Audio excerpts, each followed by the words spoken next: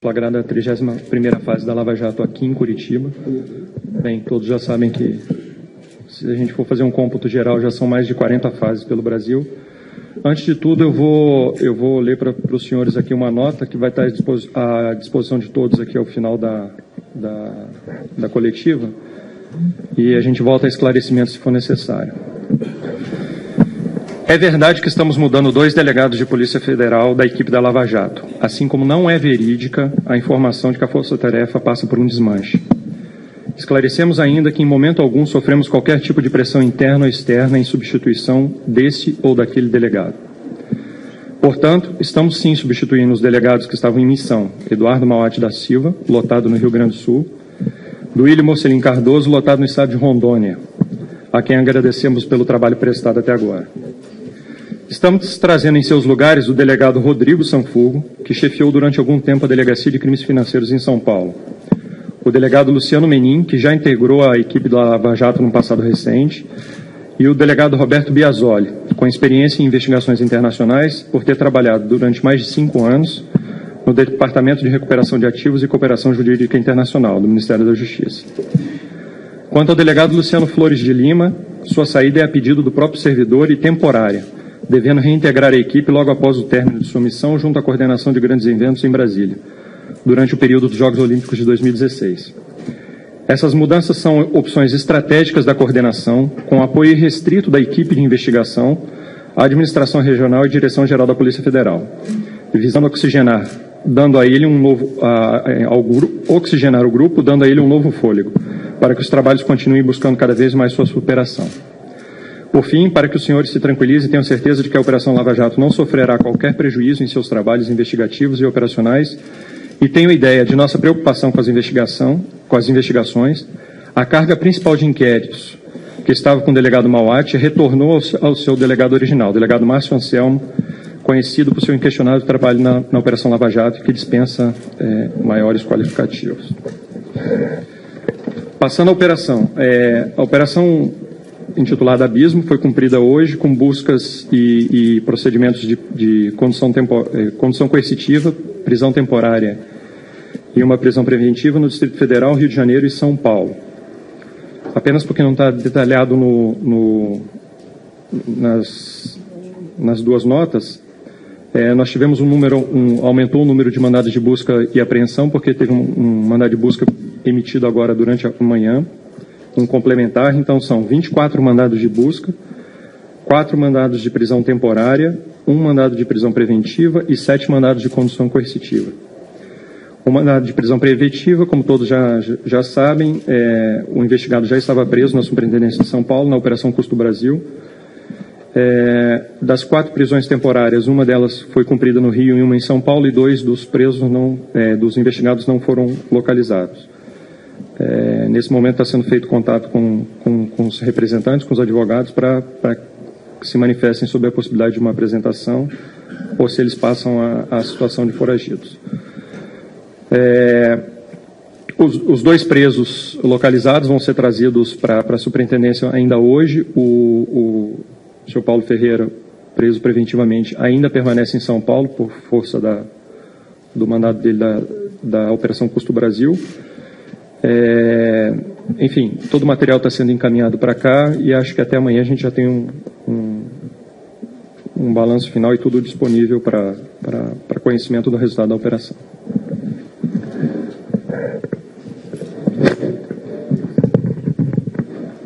Bom dia a todos.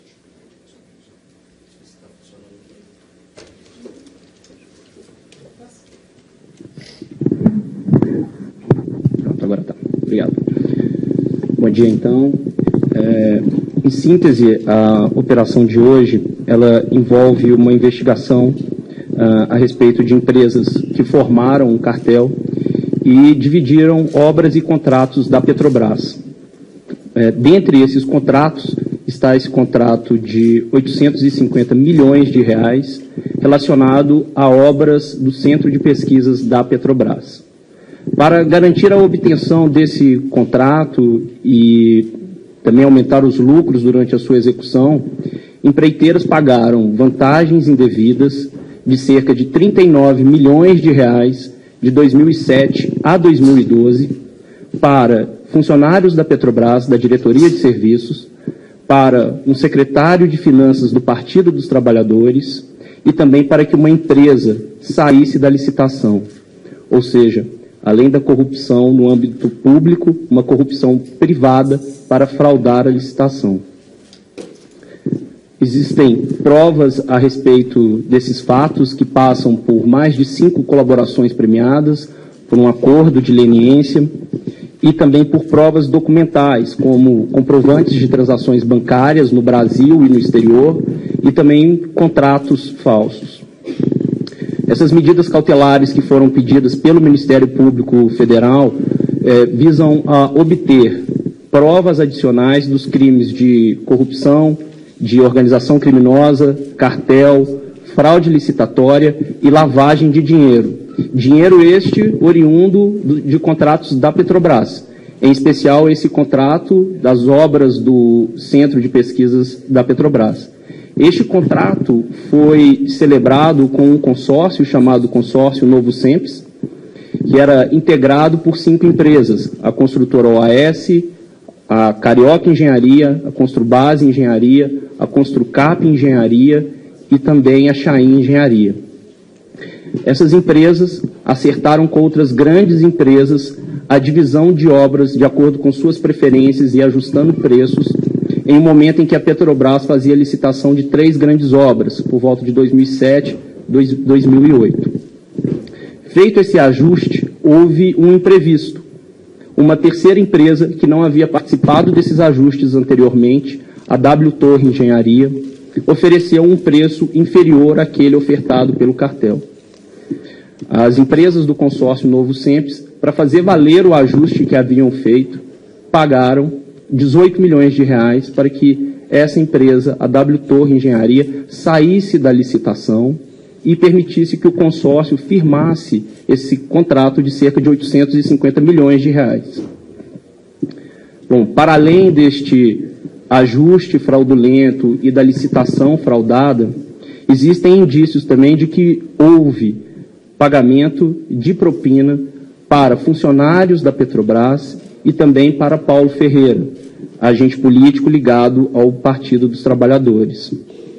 Foram identificados diversos pagamentos dessas empresas que integram o consórcio para diversos operadores financeiros neste período de 2007 a 2012, que coincide com o período de execução do contrato. Contrato este que se iniciou com um valor aproximado de 850 milhões de reais e após uma série de aditivos alcançou um valor superior a 1 bilhão de reais.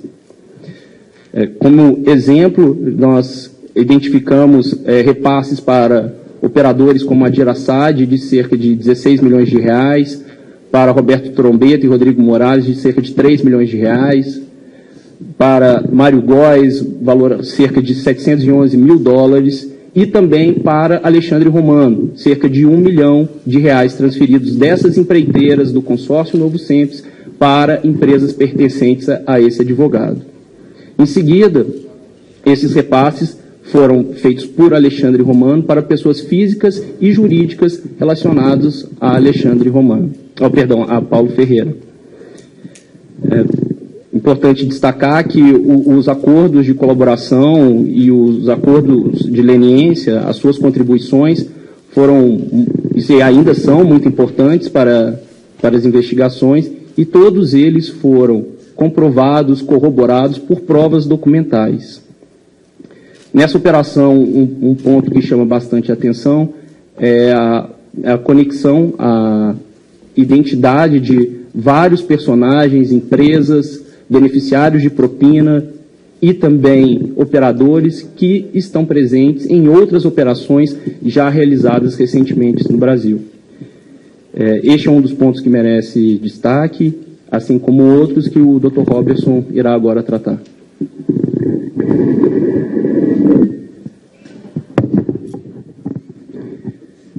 Bom dia a todos. Como o Dr. Júlio e o Dr. Igor já mencionaram, essa operação ela tem alguns pontos a serem destacados. Eu elencaria 3 pontos a serem destacados aqui. O primeiro é justamente esse, frisado pelo Dr. Júlio, de que existe uma conexão recente de diferentes operações de combate à corrupção que vêm sendo deflagradas no Brasil todo. O segundo ponto é a interconexão que existe entre a corrupção de agentes públicos com a corrupção de agentes políticos. E o terceiro e último ponto diz respeito à imprescindibilidade dos acordos de colaboração e de leniência para um combate efetivo da corrupção. Vou desenvolver rapidamente cada um desses pontos. No que diz respeito à conexão entre diferentes operações, nós podemos notar que nas últimas 2 semanas foram deflagradas no Brasil cerca de 5 grandes operações contra a corrupção, que foram deferidas por 5 diferentes juízes federais, que estão vinculados a 5 diferentes tribunais regionais federais, e essas 5 operações estão relacionadas com a Operação Lava Jato. Não só isso, 4 dessas 5 operações estão diretamente relacionadas, por seus personagens, à 31ª fase da Operação Lava Jato, a fase Abismo. Vamos fazer um breve retrospecto dessas fases. Em 21 de junho de 2016 foi deflagrada a Operação Turbulência, em Pernambuco, momento no qual a construtora OAS, com demais empresas consorciadas, foram investigadas por desvios e pagamentos de propinas vinculadas a obras de transposição do Rio São Francisco. Para a transferência, para a lavagem do dinheiro lá, foram utilizados os serviços de Alberto Youssef, que por intermédio das empreiteiras Rigidez e MO Consultoria, transferiu recursos para uma segunda empresa chamada Câmara Vasconcelos, que por sua vez transferiu recursos para agentes políticos e agentes públicos naquele estado. Quais são os pontos de conexão com a Lava Jato? Ora, em primeiro lugar, parte das provas utilizadas para a deflagração da Operação Turbulência foram compartilhadas a partir das investigações da Operação Lava Jato, notadamente o acordo de colaboração com Alberto Youssef e as provas que dele vieram. Em um segundo momento, nós podemos chamar a atenção da conexão daquela operação com essa fase. Por quê? Porque a OAS, envolvida nas corrupções investigadas na Operação Turbulência, é também investigada pelas corrupções do contrato Novo Simples aqui, relacionado às propinas pagas no âmbito da Petrobras. A segunda operação, deflagrada no dia 23 de junho de 2016, Operação Custo Brasil, foi deflagrada por ordem de juiz federal em São Paulo, vinculada ao Tribunal Regional Federal da Terceira Região. Essa operação, ela levantou pagamentos de mais de 100 milhões de reais de propina decorrentes de contratos de prestação de serviços de informática vinculados ao Ministério do Planejamento. Dentre os beneficiários das propinas, se notabilizaram o ex-ministro do Planejamento, ex-ministro de Comunicação, Paulo Bernardo, e o ex-secretário de Finanças do Partido dos Trabalhadores, Paulo Ferreira. Conexão com a Operação Lava Jato? Bem, essa Operação Custo Brasil teve sua origem a partir da 18ª fase da Operação Lava Jato, chamada Pichuleco 2. Foram as provas ali obtidas que foram desenvolvidas pelos colegas em São Paulo e que permitiram a deflagração dessa operação. Outro ponto de conexão, Paulo Ferreira, o ex-diretor de Finanças do Partido dos Trabalhadores, não só foi preso na Operação Custo Brasil, como hoje também tem seu mandado de prisão cumprido por ordem do juízo da 13ª Vara Federal de Curitiba. Terceira operação, Operação Saqueador, foi deflagrada no dia 30 de junho de 2016, no Rio de Janeiro, por um juiz federal vinculado ao Tribunal Regional Federal da 2ª Região. Essa operação, ela diz respeito a corrupções praticadas pela empresa Delta Engenharia, que desviaram mais de 370 milhões com a prática de delitos de corrupção, delitos contra a administração pública e que envolveram o pagamento a agentes públicos e políticos por intermédio de um operador também conhecido, a Dirasad. Conexão com a Operação Lava Jato, a Dirasad. A Dirasad também é responsável por lavar parte dos valores que são objeto do consórcio Novo Simples, da obra da Petrobras, objeto dessa 31ª fase. Além disso, a Operação Saqueador compartilhou, no ano passado, provas com a Operação Lava Jato que serviram para a instrução dos procedimentos onde a SAD já respondia por delitos praticados no âmbito da Operação Lava Jato. Outra operação, também deflagrada no dia 30 de junho de 2016, Operação Tabela Periódica. Essa operação foi deflagrada em Goiás e por um juiz federal vinculado ao Tribunal Regional Federal da 1ª Região. O que essa operação investigava? Investigava crimes de cartel, crimes de corrupção vinculados à Valec. E ali a geração de dinheiro, geração de propinas para pagar agentes políticos e agentes públicos vinculados à Valec. Ponto de conexão. Essa operação, a Operação Tabela Periódica, utilizou como prova provas obtidas num acordo de leniência firmado com a empreiteira Camargo Correia, que também foi um acordo de leniência firmado no âmbito da Operação Lava Jato. Então, essas 4 operações, somada à Operação Abismo, que foi deflagrada no Tribunal Regional da 4ª Região, nos mostram de uma forma muito clara que a corrupção está efetivamente alastrada em nosso país e que não há como enfrentar o crime organizado de maneira desorganizada. Precisamos cada vez mais que o Ministério Público, que a Polícia, que a Receita, que outros órgãos, que o Judiciário, que outros órgãos de persecução penal, que a sociedade, que todos esses órgãos se formem uma rede, uma grande rede de combate à corrupção. Essa grande rede deve ter a sua malha próxima o suficiente para que até mesmo nela sejam contidas as pequenas e médias corrupção e forte o suficiente para que a grande corrupção não possa rompê-la. Isso é muito importante. Um segundo ponto que eu gostaria de chamar de destaque diz respeito à participação, à interconectividade entre corrupção de agentes públicos, fraudes em contratos públicos com a corrupção de agentes políticos. Tanto na Operação Turbulência, quanto na Operação Custo Brasil, quanto na Operação Saqueador, quanto na Operação Tabela Periódica, quanto na Operação Abismo, nós verificamos que em todas essas operações o destinatário final de uma boa parcela das propinas auferidas eram agentes políticos. Nós podemos dizer que esses agentes políticos estão no topo da cadeia alimentar dessas propinas. Em todos esses casos, esses agentes políticos aparecem no final da cadeia. E isso nos leva a uma conclusão muito simples. O povo brasileiro hoje já não aguenta mais que agentes públicos, agentes políticos flertem, namorem ou casem com a corrupção. Nós precisamos que as 2 principais causas da corrupção que foram identificadas na Operação Lava Jato, quais sejam a crise política e a impunidade, sejam enfrentadas com reforma política e com 10 medidas contra a corrupção. Nós precisamos mudar esse sistema. Somente assim conseguiremos virar a página para um Brasil mais justo. Terceiro e último ponto diz respeito à imprescindibilidade de acordos de colaboração e acordos de leniência para um combate efetivo da corrupção.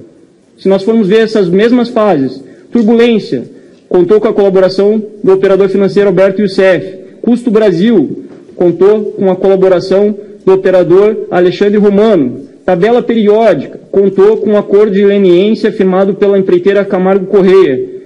A 31ª fase da Operação Lava Jato, Operação Abismo, contou com uma série de acordos, dentre os quais acordo de leniência com a Carioca, acordo de colaboração com Mário Góes, com Pedro Barusco, com Alexandre Romano, com Roberto Trombetta, com Rodrigo Morales. Todos esses acordos, eles não só trouxeram declarações que permitiram esclarecer os fatos, mas documentos como provas de extratos bancários no Brasil e no exterior, documentos como notas fiscais, contratos ideologicamente falsos, registros telefônicos e tantos outros.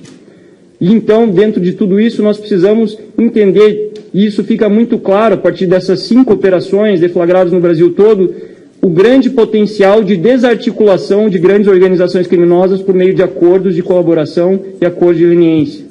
Nós precisamos estar atentos para as críticas que hoje se fazem a esses acordos de colaboração e de leniência. Serão elas razoáveis? Qual é o plano de fundo dessas críticas? O que nós vemos hoje e devemos nos perguntar é: a quem interessa o desmonte do Instituto do Acordo de Colaboração ou do Acordo de Leniência? A quem investiga ou a quem, por meio desses acordos, é investigado?